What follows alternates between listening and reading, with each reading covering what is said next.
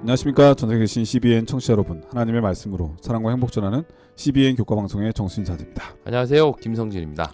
예, 요즘 코로나 바이러스로 인해서 사람들이 늘 마스크를 쓰게 되잖아요.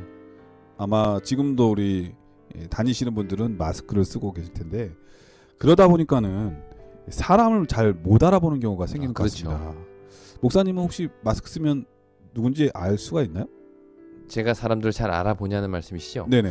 저는 근데 마스크를 쓴 사람도 뭐 네. 좀 알아보겠더라고요. 그러니까 아이 컨택을 잘 하면은 네네. 대충은 알게 되는데 네네. 무심코 지나가면 잘 그럴 모르거든요. 수 있죠. 네, 맞습니다.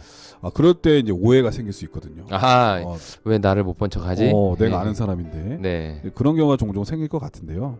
이럴 때일수록 서로 조금 더 관심을 갖고 인사를 먼저 하고, 그러면은 사회적 거리두기 때문에 그나마도 좀 어색하고 이 개인주의가 더 성행해지는데, 이럴 때일수록 더 따뜻한 정을 나누는 우리 모든 성도들이 됐으면 정말 좋겠다는 생각이 듭니다. 네. 그래도 무엇보다는 제일 중요한 게 건강이니까 건강 잘 챙기시기를 간절히 바라겠습니다.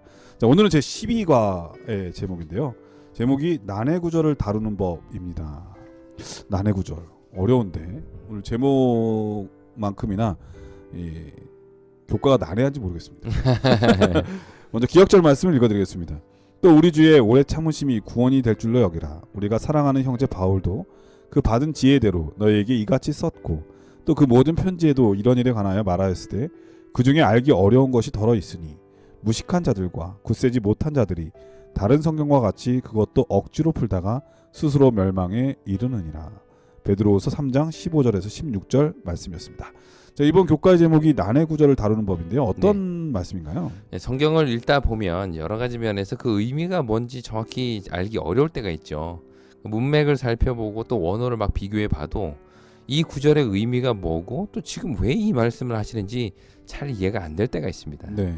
그렇다면 우리는 이런 성경 구절, 흔히 말하는 난해 구절을 어떻게 대하고 이해해야 할까요?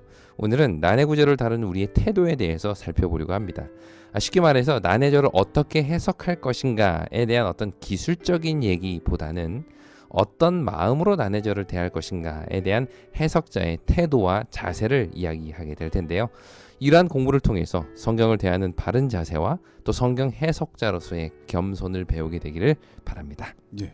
난해 구절이라고 하는 것은 이해하기가 어려운 거잖아요. 그렇죠. 네. 이해하기 어려울 때의 우리의 태도, 네. 그거 하나만 붙잡고 그것만 생각하다가는 잘못된 길로 가기가 쉽거든요. 네. 그러니까 전체적인 조화나 성경 전체를 볼 때 그것을 어떻게 이해하면 좋을지 우리 김성진 목사님을 통해서 배워보도록 하겠습니다.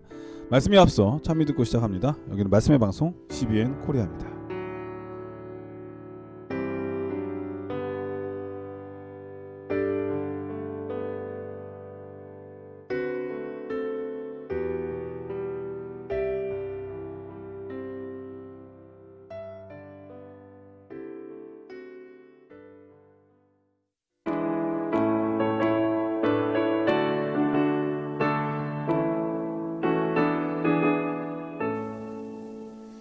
주의 순애가 알기 전 날 먼저 사랑했네. 그 크신 사랑 나타나 내 영혼 거듭났네. 주 나의 안에 계시고 나 주의 안에 있어. 저 포도비유 같으니 참 좋은 나의 친구. 예, 찬미 잘 들었습니다. 1월 소지는 명백한 모순들에 대한 적절한 이유들. 제목이 기네요. 네. 어떤 말씀인가요? 바울은 디모데에게 보내는 마지막 편지에서 디모데가 어떤 자세로 하나님의 말씀을 대해야 할지를 이렇게 권면합니다. 디모데후서 2장 15절입니다. 너는 진리의 말씀을 옳게 분별하며 부끄러울 것이 없는 일꾼으로 인정된 자로 자신을 하나님 앞에 드리기를 힘쓰라. 여기 우리말로 옳게 분별하여 라고 번역된 이 헬라어는요, 똑바른 혹은 고든이란 뜻의 단어와 자르다라는 뜻의 이 두 단어의 합성어입니다. 네. 다시 말해 바울이 디모데에게 진리의 말씀을 옳게 분별하라 라고 한 이 말의 의미는 똑바로 잘라라. 네, 그렇죠. 아주 숙련된 기능공이 연장을 사용해서 물건을 똑바로 자르는 것처럼 하나님의 말씀을 바르게 분석하고 정확하게 다루어라 라는 뜻입니다. 네. 그러니까 영문 교과를 보면 특별히 이 부분을 NASB라는 그 번역으로 설명을 하고 있는데요. 거기 옳게 분별하며 라는 것을 영어로 handling accurately 라고 번역을 했습니다. 한마디로 진리의 말씀을 정밀하게 다루라, 정확하게 해석하라 라는 뜻으로 번역을 한 것이죠. 네. 특히 디모데후서 2장에서는 당시 교회에 들어온 여러 가지 이설들을 어떻게 다룰 것인가에 대한 권면이 나오는데요. 바울은 디모데에게 교회 지도자로서 하나님의 말씀을 정확하게 읽고 분별할 수 있도록 권면하고 있는 거죠. 그런데 문제는 우리가 읽는 성경 가운데 서로 모순되는 것처럼 보이는 구절들이 있다는 겁니다. 이런 경우에 어떤 사람들은 이러한 성경의 모순이 성경의 어떤 영감성을 무너뜨리는 근거다라고 주장을 하기도 하죠. 그리고 또 이러한 구절을 고집스럽게 얘기하면서 네네. 오히려 다른 구절을 부인하는 경우도 생겨요. 그렇기도 하고 그걸 또 억지로 풀기도 하고요. 오늘 네. 기억절처럼 그 중에 알기 어려운 것을 억지로 풀다가 스스로 멸망하는 일, 엉뚱한 길로 가는 일도 종종 벌어지게 되죠. 정말 그 구절이 구원과 관련된 구절이라면 네, 심각하죠. 그렇죠. 하지만 이 일을 소지해서 강조하고 있는 것은요. 일단은 인간의 유한함을 인정하자는 것입니다. 이것이 난해절을 대하는 첫 번째 중요한 태도이죠. 네. 어떻게 들으면 이게 매우 궁색한 대답같이 들려요. 하지만 사실 우리가 반드시 전제해야 할 부분이기도 합니다. 이번 일과에서 잠깐 말씀드렸듯이 성경을 통해서 하나님을 안다는 건 다양한 장벽들이 존재하고 있다는 것을 우리가 알 수 있습니다. 언어의 장벽이라든지 뭐 문화의 장벽이라든지 인간의 지성이나 능력의 한계들도 있죠. 이러한 한계들 속에서 무한하신 하나님을 다 온전히 이해하기란 불가능하다는 겁니다. 단지 우리는 성경을 통해서 구원의 길로 나아가기에 합당한 지혜를 얻을 수 있고 또 그런 과정 속에 나타나는 다양한 질문들은 성경의 비영감성을 증명하는 근거가 아니라 인간의 한계를 나타내는 근거로 이해해야 한다는 것이죠. 이것이 이 하나님의 말씀을 대하는 첫 번째 중요한 자세라고 말할 수 있습니다. 네. 이럴서지는 명백한 모순들에 대한 적절한 이유들에 대한 제목인데 결론은 뭐 모르는 거에 대한 네, 억지로 풀려고 하지 말고 네. 자신의 한계를 인정해라. 맞습니다. 이런 겁니다. 네네. 사실 우리가 이제 공부를 하다가 잘 모르고 그럴 때는 주석도 보게 되고요. 네네. 원문도 보게 되고 이제 예언의 신 우린 있잖아요. 네네. 그래서 이렇게 보게 되는데 다 언급된 게 아닌 데도 맞아요. 있거든요. 네. 이럴 때는 명확하게 모를 때는 네. 그것으로 끝내야지 혼자의 상상력으로 혼자 풀다가 거기서부터 시작돼가지고 잘못된 이론들이 나오기 시작하거든요. 네네. 예, 조심해야 된다는 이런 말씀입니다. 맞습니다. 그런 경우들도 있고 성경의 어떤 잘 이해 안 되거나 모순된 부분을 성경의 문제로 이건 성경이 문제 있는 거야 라고 문제를 성경에게 돌리지 말고 네. 아 이건 나의 어떤 지혜의 한계인가 보다 라고 그 문제를 자신에게서 찾으라는 거죠. 맞습니다. 그런 겸손한 자세로 말씀을 대하는 것이 중요하다라는 말씀입니다. 예, 월요일 소지는 정직하고 신중하게 난해절을 다룸이라고 하는 제목인데요. 어떤 말씀인가요? 예, 난해절을 대하는 합당한 태도 그 두 번째가 바로 정직함입니다. 여기서 말하는 정직함이라는 건요. 모르면 모른다고 말해라 이겁니다. 저는 정직함을 넘어서 용기 아닙니까? 그렇지 용기가 필요하죠. 사실 이게 쉽지가 않아요. 특히 성경을 가르치는 사람의 입장에서 누가 질문한 것을 저 잘 모르겠는데요 라고 말하기가 참 어렵습니다. 네. 하지만 모르는 것을 아는 척하는 것만큼 위험한 일은 또 없어요. 왜냐하면 모르는 것을 너무도 자신 있게 이야기를 하면 그 설명을 들은 사람 마치 그게 진리인 것처럼 철석까지 믿게 되거든요. 문제는 거기서 끝나지 않는다는 겁니다. 그 사람은 또다시 누군가에게 확신 있게 그걸 이야기하고 그렇게 하다 보면 오리가 수많은 사람들에게 전파되는 거죠. 이런 식으로 우리가 잘못 알고 있고 오해하고 있는 부분들이 참 많습니다. 어릴 때부터 네. 어느 뭐 목사님이 뭐라고 가르치셨다. 어느 장로님이 가르치셨다. 그냥 그렇게 전에 들은 수많은 사람들이 그게 진리인 양 믿고 있는 경우들이 많이 있거든요. 그러므로 우리가 성경을 가르치거나 공부할 때는 모르는 부분에 있어서는 분명히 모른다라고 이야기할 수 있는 정직함이 필요하다는 겁니다. 네, 제가 어렸을 때 말이죠. 네네. 여호와 증인들이 저희 집에 방문을 왔어요. 네. 근데 하필 저밖에 없었어요. 네네. 근데 이분들이 특징 아시잖아요. 예수님의 신성을 부인하잖아요. 그렇죠. 이 삼위일체에 대해서 저한테 질문하는 거예요. 아주 꼬맹인데. 네네. 초등학교 네, 초등학교 다니는데. 그런데 제가 그 삼위일체에 대해서 네. 모르면서도 네. 그 막 설명을 한 거예요. 막 그러면서 이분들이 몸은 하나인데 머리가 세 개냐는 뜻이냐 막 이러면서 네. 막 저를 공격하기 시작하는데 네. 제가 얼마나 당황했는지 모릅니다. 아, 그래 제가 그때 느꼈어요. 어렸을 때 네. 모르면 피해야 된다. 모르면서 아는 척하면 네. 진짜 이거 잘못된 이설로 가게 될 뿐만 아니라 네. 망신당하기 딱 좋다. 아, 네. 그런 생각이 들었어요. 네, 모르면 잘 모르고 네. 성경을 좀 더 제가 연구해 보겠습니다. 하는 것이 필요하다는 거죠. 네 맞습니다. 네, 성경은 이렇게 하나님의 백성들의 정직함에 대해서 이런 권면을 주십니다. 역대상 29장 17절입니다. 나의 하나님이여 주께서 마음을 감찰하시고 정직을 기뻐하시는 줄을 내가 아나이다. 내가 정직한 마음으로 이 모든 것을 즐거이 드렸사오며 이제 내가 또 여기 있는 주의 백성이 주께 자원하여 드리는 것을 보오니 심히 기쁘도소이다. 이 장면은 성전 건축을 위해서 그에 필요한 모든 예물을 하나님께 드리는 장면입니다. 그러니까 다윗은 비록 성전 건축을 하지는 못했지만 그에 필요한 모든 재료를 친히 그의 손으로 준비했죠. 이때 다윗이 하나님께 그 모든 것을 즐겨이 드리면서 하나님은 정직을 기뻐하시나니 내가 정직한 마음으로 이 모든 것을 즐거이 드렸다라고 이야기를 합니다. 여기서 말하는 정직은 하나님의 것을 즐거운 마음으로 드리는 진실한 태도, 그것을 여기서 이제 말하는 정직함인데요. 16절에도 나와 있듯이 내가 가진 모든 것이 다 하나님께로부터 왔다라는 사실을 인정하고 즐거운 마음으로 하나님께 드리는 것이 여기서 말하는 정직한 마음입니다. 그런 의미에서 여기서 말하는 정직과 난해절을 대하는 태도의 정직에는 약간 차이가 있지만 정직이라는 큰 의미에서 볼 때는 적용할 수 있는 부분이 분명히 있죠. 한마디로 우리는 모르는 것을 모른다라고 분명히 이야기할 수 있는 정직함이 이 어려운 성경 구절을 대하는데 필요하다는 겁니다. 예전에 제가 기억이 나는데요.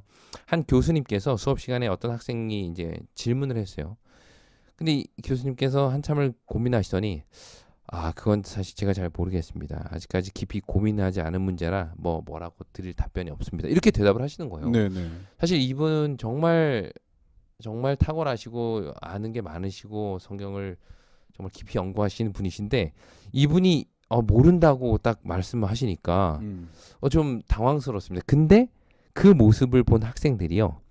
야, 교수님이 그것도 어떻게 모르냐라고 생각하는 게 아니라 전부 다 야, 이분은 정말 정직하시구나. 네. 모르는 것을 모른다고 하는 걸 보니 지금까지 그분이 안다라고 가르치신 것은 확실한 내용, 본인이 정말 확실하고 정확하다라고 하는 내용만 가르치셨구나 라고 이해하게 되는 거죠. 훌륭한 교수님이시네요. 네, 그러니까요. 네. 이처럼 모르는 것을 모른다고 말하는 것은 오히려 그가 얼마나 믿을 만한 사람인지를 증명하는 방법입니다. 그러니까 적어도 이 사람은 모르는 것을 안다라고 말하진 않는다라고 사람들은 이해하게 되지. 근데 이제 학생들한테 제가 드리고 싶은 말이 하나 있는데 네네. 교수님이 그렇게 얘기했잖아요. 네네. 또 질문하면 안 됩니다. 그렇죠. 화내십니다. 모른다고 했는데 왜 자꾸 질문하냐고 네. 화내시니까 맞아요. 교수님이 모르신다고 하면은 네. 네 하고 거의 끝내야지. 그렇죠. 자꾸 물어보면 안 됩니다. 안 되죠. 네. 안 되죠. 모른다는데 자꾸 물어요. 네, 그런 의미에서 우리도 성경을 연구하고 가르치다가 누군가 내가 잘 모르는 질문 할 수도 있잖아요. 그렇죠. 그때는 정직하게 제가 잘 모르겠습니다. 우리 함께 연구해 봅시다.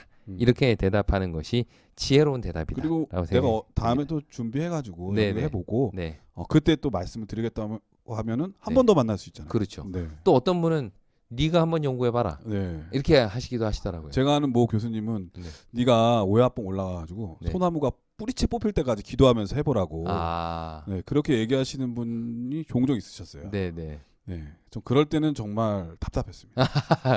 네, 왜냐하면 네. 소나무가 잘 뽑히지 않거든요. 이게 뿌리가 엄청 깊잖아요. 근데 그 정도로 해도 될까 말까 한 정도라면 네. 그냥 나중에 더 아는 분이 있으면은 그분한테 배워야 되겠다. 그런 생각이 들 때가 많았거든요. 네. 네. 어쨌든 월요일 서지는 정직하고 신중하게 나는 저를 다룸이라고 하는 제목인데 모르면은 잘 모른다고 정직하게 말하는 것도 매우 중요하다. 네. 왜냐하면 모르는데 그 체면이나 이런 것 때문에 그 순간 잘못 얘기하게 되면 그 사람에게는 엄청난 영향을 미치게 되거든요. 그렇죠. 정말 중요하기 때문에 정직해야 된다 말씀하셨습니다. 화요일 소주는 겸손하게 난해절을 다룸이라고 하는 제목입니다. 네.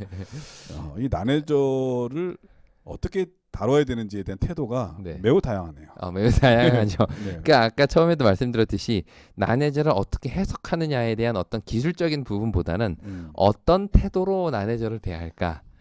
뭐 네. 어떻게 들으면 좀 난해한 대답일 수 있는데 오늘 교과 네. 난해합니다. 근데 되게 원리적인 원칙적인 부분들을 지금 짚어주신 것 같아요. 사실 근데 이거는 성경 전체를 다 이렇게 맞습니다. 해야지 맞습니다. 이 난해절만 해당되는 건 아니겠죠. 그렇죠. 네, 이제 난해절을 대하는 세 번째 태도는 바로 겸손함인데요. 그에 대해서 야고보서 4장 6절은 이렇게 이야기합니다. 그러나 더욱 큰 은혜를 주시나니 그러므로 일렀으되 하나님이 교만한 자를 물리치시고 겸손한 자에게 은혜를 주신다 하였느니라. 네, 야고보는 교만의 반대 개념으로 겸손을 이야기하고 있는데요. 하나님께서는 늘 은혜를 주시기 원하시는데 그 은혜는 겸손한 자들에게 주어진다는 겁니다. 이것은 하나님의 말씀을 이해하고 깨닫는 것에도 적용이 되죠. 겸손한 마음으로 하나님의 뜻을 구하고 또 그 말씀을 깨닫게 해주시기를 기도하는 것이 성경을 연구하는 사람의 바른 자세라는 것이죠. 이 계몽주의 이후로 사람은 진리를 판단하는 그 기준이 사람의 이성, 더 정확히 말해서 나 개인의 이성으로 삼아왔습니다. 그래서 내가 이해할 수 있으면 진리고 내가 받아들일 수 없으면 거짓이라는 태도를 가져왔죠. 이러한 태도는 성경을 연구하는 일에도 그대로 나타났습니다. 모든 진리를 내가 가지고 있는 지식과 또 경험으로 판단하려고 하다 보니까 성경을 진리로 받아들이지 못하는 일들이 많아졌죠. 하지만 중요한 것은 인간의 지식과 경험이라는 것이 언제나 한계가 있다는 겁니다. 우리 일요일 소지에서 잠깐 말씀드렸듯이 그러한 인간의 한계를 인정할 때 비로소 우리는 진리를 만나게 되는 거죠. 여기 화요일 소지에 보면 이런 표현이 나옵니다. 진리란 그들이 만드는 것이 아니라 그들이 만나야 할 어떤 것이다. 이게 무슨 말일까요? 진리는 그들 스스로가 만들어내는 어떤 것이 아니라 이미 존재하고 있는 진리를 네. 단지 만나는 것일 뿐이다. 발견하는 거죠. 그렇죠. 발견하는 것이죠. 여기에는 아주 중요한 차이가 있습니다. 그것은 바로 진리의 선제성인데요. 진리는 이미 존재한다는 것이죠. 인간의 역할은 없던 진리를 만들어내는 것이 아니라 이미 존재하는 진리를 찾아가고 깨달아가고 경험을 통해서 만나가는 것입니다. 그렇다면 어떻게 진리를 만날 수 있을까요? 그 대표적인 방법이 바로 겸손이라는 겁니다. 왜냐하면 겸손이라는 것은 자신의 부족을 인정한다는 뜻이요. 그런 부족을 느낀 사람은 진리를 배우려고 노력하게 되기 때문이죠. 그런 의미에서 겸손은 진리를 파악할 수 있는 가장 중요한 태도 중에 하나라고 말할 수 있습니다. 그 박사 공부를 하시는 분들이 흔히 하시는 말씀이 있으세요. 네. 박사학위를 따는 과정은 자신이 얼마나 많이 알고 있는가를 점검하는 과정이 아니라 내가 알고 있는 게 얼마나 보잘것 없고 하찮은 것인지를 깨닫는 과정이다라는 말씀을 하시더라고요. 네. 그 근대 물리학의 아버지라고 불리는 분이시죠. 아이작 뉴턴. 그는 자신이 이룬 정말 많은 과학적 업적에 대해서 이런 표현을 합니다. 과학의 세계는 바다와 같이 넓고 무궁무진한 보물이 그 속에 있다. 나는 단지 그 바닷가에서 조개 껍질을 줍는 어린 아이와 같다. 네. 어찌 보면 이것이 성경을 대하는 우리의 태도가 되어야 하지 않을까요? 알면 알수록 성경의 깊이와 진리의 넓이에 깊이 감탄하고 더 겸손해질 수밖에 없는 우리가 되었으면 좋겠습니다.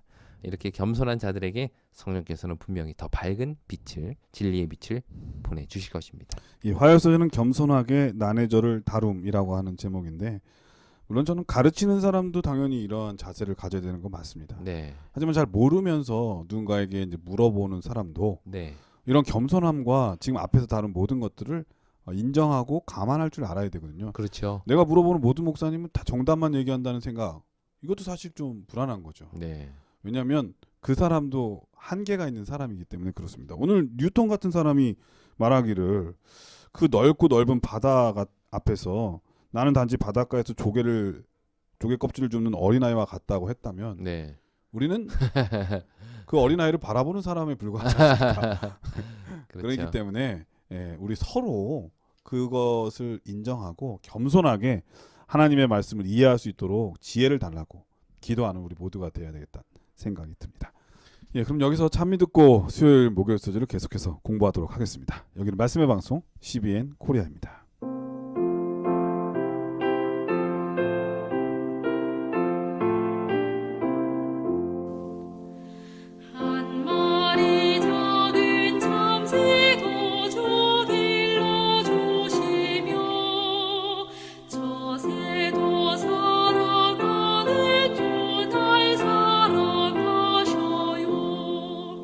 주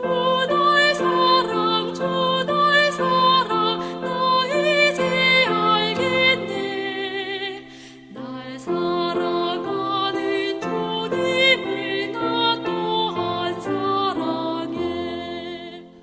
예, 수요 소지는 끈기와 인내라고 하는 제목입니다. 어떤 말씀인가요? 네, 난해절을 대하는 네 번째 태도. 그것은 바로 끈기와 인내입니다. 끈기가 필요한 이유는 그만큼 난해절의 의미가 쉽게 풀리지 않기 때문이겠죠. 네. 우리는 성경을 읽다가 모르는 게 나오면 보통 목사님이나 뭐 교수님께 물어봅니다. 그런데 사실 그보다 더 좋은 것은요, 스스로가 그 문제의 답을 찾기 위해 노력하는 거죠.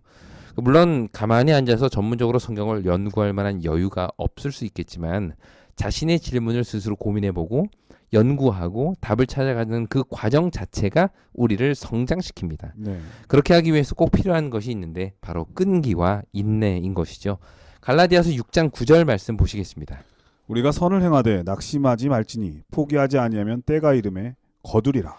네, 여기 바울은 갈라디아 교인들에게 낙심하지 말고 포기하지 말라 권면하죠. 특히 선을 행하는 데 있어서 낙심하지 말라 이렇게 말을 하고 있는데요. 네. 그런데 그렇게 해야 하는 이유는 바로 때가 이름에 거둘 것이기 때문입니다. 그러니까 한마디로 추수 때가 온다는 거죠. 진리를 연구하는 것도 마찬가지입니다. 성령의 인도를 구하며 꾸준히 말씀을 연구해 갈 때 반드시 그 연구를 통해 귀한 진리를 추수할 때가 온다는 것이죠. 그것이 반드시 어떤 새로운 내용에 대한 발견이 아닐 수도 있습니다. 사실 그보다 더 중요한 것은 그렇게 말씀을 연구해가는 과정을 통해서 성경 전체에 대한 이해가 넓어지고 네. 그렇게 깨달은 진리를 내 삶에서 구체적으로 적용해 가게 되기 때문에 이러한 연구와 인내가 필요한 것이죠. 우리가 잘 알듯이 성경의 진리는 지식적 알을 넘어 경험으로서의 깨달음으로 나아가게 합니다. 때로는 너무도 익히 잘 알고 있는 말씀이 삶의 경험을 통해서 더욱 분명하게 다가올 때가 있죠. 그것이 바로 성경이 말하는 알미입니다. 예를 들어 이사야 41장 10절에 참으로 나의 의로운 오른손으로 너를 붙들리라 라는 말씀을 늘 듣고 암송해 왔지만 삶에서 나를 붙들고 계신 하나님을 경험하고 나면 이 말씀이 사실 전혀 새롭게 다가오잖아요. 네. 이처럼 성경의 진리는 아는 것이 행함으로 이어지기도 하지만 반대로 행함으로 더 깊이 알게 되기도 합니다. 그런데 이 모든 과정에 꼭 필요한 것이 바로 끈기와 인내라는 것이죠. 이것은 아까 목사님 말씀하신 것처럼 난해절을 대할 때뿐만 아니라 하나님의 말씀 전체를 대하는 모든 사람들이 가져야 할 태도인 것이죠. 네. 수요 소지는 끈기와 인내라고 하는 제목인데 사실 난해 구절을 딱 만났어요. 네, 그런데 본인 스스로 그냥 생각만 깊이 한다고 해서 그렇죠. 엉뚱한 해석- 생각이 나는 해석을 거예요. 하면 맞아요. 그거는 사실은 정말 잘못된 방향으로 가기 맞습니다. 쉽잖아요. 네, 그러니까 이런 난해 구절이 나왔을 때는 사실은 성경 전체가 무엇을 말하고 있는지 살펴봐야 되거든요. 네, 네, 성경은 66권이지 않습니까? 네, 네. 그 66권을 살펴보려면 얼마나 인내와 끈기가 필요하겠습니까? 네, 사실 또 그것도 잘 모르고 이해가 안 되면 우리는 또 영감의 글이 있지 않습니까? 네, 그것도 살펴봐야 되죠. 네, 그것도 안 되면 이제 주석이나 이런 것도 봐야 되지 않습니까? 네. 그러니까 얼마나 많은 인내와 끈기가 필요합니까? 정말 그러네요. 듣고 보니까. 네. 그냥 쉽게 그냥 앉아서 혼자 생각하고 끝내버리면 그거야말로 이거는 말씀에 대한 자세는 아닌 것 같습니다. 네. 세상 공부도 엉덩이 싸움이라고 하지 않습니까? 얼마나 그 앉아 있느냐. 네. 그거는 진짜 오래 앉아 있다는 그런 뜻이 아니라 얼마나 끈기와 인내로 준비하고 노력하느냐 이런 말씀입니다. 하나님의 말씀을 대하는 태도도 이러한 진지함과 인내와 끈기가 필요하다는 말씀 우리 목사님께서 해주셨습니다. 목요일 소지는 기도하는 마음으로 난제를 다룸이라고 하는 제목인데요. 어떤 말씀인가요? 네, 성경의 난제를 해결하는 그 마지막 방법, 그것은 바로 기도인데요. 사실 성경의 난제를 해결하는 방법 중에 하나가 그와 같은 주제를 다루고 있는 다른 성경 구절, 그걸 이제 살펴보는 겁니다. 예를 들어서 사무엘하 24장 1절에 보면 이런 말씀이 있습니다. 여호와께서 다시 이스라엘을 향하여 진노하사 그들을 치시려고 다윗을 격동시키사 가서 이스라엘과 유다의 인구를 조사라 하신지라. 네, 여기 보면 분명히 여호와께서 다윗을 격동하셔서 이스라엘과 유다의 인구를 조사하게 했다라고 나오잖아요. 마치 하나님이 하신 것처럼 표현되죠. 그렇죠. 네. 그런데 그 이후의 내용을 쭉 읽어보면 다윗이 인구 조사한 걸로 인해 하나님께서 온 이스라엘에게 벌을 내리십니다. 수많은 사람들이 역병으로 죽게 되거든요. 네. 그러니까 이 말씀만 보면 야, 다윗을 격동하신 분이 하나님이신데 왜 하나님은 또 그것 때문에 이스라엘 백성들을 벌하실까? 참 이해하기 힘든 부분으로 읽게 되죠. 네. 그런데 그와 동일한 사건을 다루고 있는 다른 성경절을 보면 이 말씀의 의미를 분명히 알 수 있습니다. 역대상 21장 1절입니다. 사탄이 일어나 이스라엘을 대적하고 다윗을 충동하여 이스라엘을 계수하게 하니라. 똑같은 사건을 다루고 있는 역대상에서는 사탄이 일어나 다윗을 충동했다 라고 말하죠. 네. 이로써 우리는 다윗의 마음을 격동시켜서 죄를 짓게 한 것이 하나님이 아니라 사탄이라는 걸 알 수 있습니다. 그러니까 이거 비교를 잘해야 돼요. 네네네. 어떤 분들은 이 구절 하나 때문에 하나님이 격동시킨다고 그러지 않았냐. 네네. 그러면서 얘기하는 거죠. 그러면 네. 이게 이 구절을 대면 그럼 하나님과 사단이 똑같이 했나? 또 이렇게 생각하는 사람도 계세요. 맞습니다. 그러니까 여기 다윗의 선택을 하나님께서 허락하셨다는 의미에서 성경은 하나님이 격동시키셨다라는 표현으로 이해하는 게 합당한데요. 왜냐하면 그게 이제 아까 말씀하신 대로 성경 전반에 걸쳐서 맞습니다. 나타난 하나님의 품성 또 인간의 선택에 대한 메시지를 통해서 그렇게 이해할 수 있습니다. 이런 구절이 꽤 있는데 예를 네. 들면 바로 왕을 그렇죠. 강팍하게 하신 것이 마치 하나님이 하신 것처럼 표현된 경우가 많거든요. 네네네. 그것도 똑같은 이해를 해야 되겠죠. 맞습니다. 그래서 그렇게 지금 말씀하신 그 바로의 마음을 강팍하게 하신 사건이나 지금 이런 부분들도 성경 전체에 흐르는 어떤 하나님의 품성과 거기에 나타난 어떤 인간의 선택적인 부분들 그런 것들을 감안해서 이해해야 한다는 것이죠. 그런데 목요일 소지에서 특별히 난해절을 대하는 태도로 아주 중요하게 제시하고 있는 자세가 바로 기도하는 자세입니다. 네. 기도하는 자세. 우리가 성경의 난제 앞에 기도한다는 게 무슨 뜻일까요? 그러니까 이 말씀을 주신 분도 하나님이고 그 말씀을 이해할 수 있도록 돕는 분도 하나님이시다라는 믿음의 표현이 바로 기도입니다. 그러니까 어떤 책이든 그 구절의 의미를 가장 잘 아시는 분은 바로 하나님이시죠. 저자시니까요. 저자시니까요. 네. 네, 성경의 의미를 가장 분명하게 알고 계시는 분은 성경의 저자이신 하나님이시기 때문에 그분께 지혜를 구하는 것, 기도로 지혜를 구하는 것은 성경을 이해하는 데 있어서 가장 확실한 방법이라는 것이죠. 이것을 기억하고 또 성경을 연구할 때마다 성령께 지혜를 구하는 기도를 드리는 거 이거 정말 중요합니다. 그렇게 할 때 우리는 전에 알지 못하고 또 깨닫지 못했던 많은 진리들을 더 깊게 이해할 수 있게 될 것입니다. 예. 사실 인간이 이 소통의 도구로 사용한 게 말이지 않습니까? 이 말도 그 순간 잘 다 알아듣는 게 아니에요. 네, 다 못 알아들을 때도 있어요. 그렇죠. 그렇죠? 네. 가만히 생각해가지고 이거 내가 무슨 뜻인지 잘 모를 때는 어떻게 합니까? 다시 전화를 해서 네, 야 그때 네가 그런 말을 했는데 무슨 뜻이지? 라고 묻지 않습니까? 그거 왜 그러냐면은 실수하지 않기 위함입니다. 그렇죠. 그러니까 인간의 말도 이런데 하나님의 뜻을 담긴 성경에 대해서는 더더욱 하나님의 뜻을 구하는 것은 너무나 당연하다 이런 생각이 듭니다. 그래서 우리가 이제 성경 공부할 때 항상 기도로 시작하고 마칠 때도 기도로 마치는 것은 이 성경에 대한 저자가 하나님이시라고 하는 그 권위를 인정하는 표도 되지만 그 뜻을 잘 이해하기 위한 하나님의 도우심을 간구하는 거라는 생각이 드네요.